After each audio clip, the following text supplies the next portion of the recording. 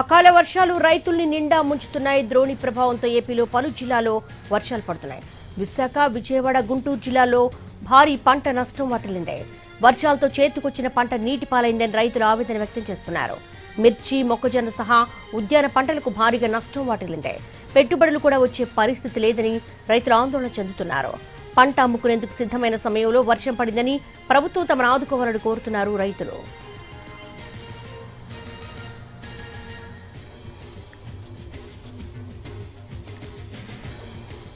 అకాల వర్షాలు రైతుల్ని నిండా ముంచేస్తున్నాయి. ద్రోణి ప్రభావంతో ఏపీలో పలు జిల్లాల్లో వర్షాలు పడుతున్నాయి. దీనికి సంబంధించి రవిచంద్రన్ అడిగి మరిన్ని వివరాలు తెలుసుకున్నాం. రవిచంద్ర, అసలు వెదర్ రిపోర్ట్ ఏం చెప్తోంది? ద్రోణి ప్రభావంతో ఏ జిల్లాలో ఎఫెక్ట్ పడే అవకాశం ఉంది? దేవి, భారత వాతావరణ శాఖ అంచనాల ప్రకారం వచ్చే 3 రోజుల పాటు తెలుగు రాష్ట్రాల్లో అకాల వర్షాలు కొనసాగబోతున్నాయి.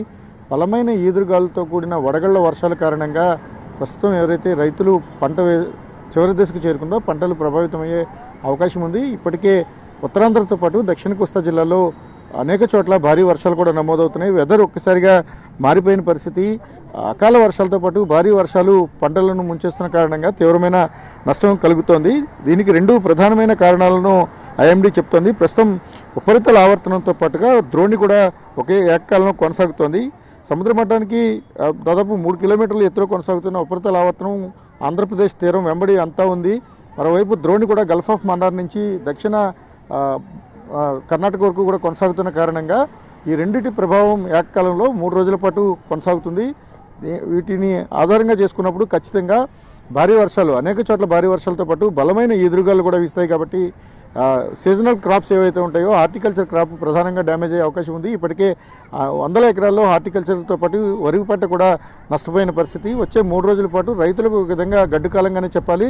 ఇది అంటే హార్వెస్టింగ్ అయిపోయి చివరి దశకు వచ్చేసింది. పంట కోత దశలో ఉన్న తరుణంలో ఈ అకాల వర్షాలు కురిసినప్పుడు పూర్తిగా నష్టపోయే అవకాశం ఉంటుంది. కాబట్టి రైతులు మరో 3 రోజుల పాటు దీన్ని ఎదుర్కోవాల్సిన అవసరం ఉంటుంది. ఇందుకోసం సన్నద్ధంగా ఉండాల్సిన కూడా భారత వాతావరణ శాఖ సూచనలు జారీ చేస్తుంది.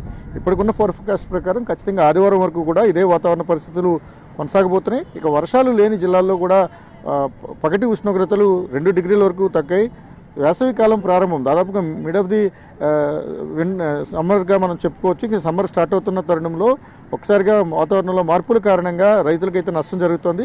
వాతావరణంలో ఉష్ణోగ్రతలు తగ్గడం కొంత ఉపశమనం కలిగించినప్పటికీ రైతుల పాయింట్ ఆఫ్ వ్యూలో మాత్రం ఇది ఖచ్చితంగా నష్టం కలిగించే వర్షాలుగానే చూడాల్సి ఉంటుంది. దేవి, రవిచంద్ర.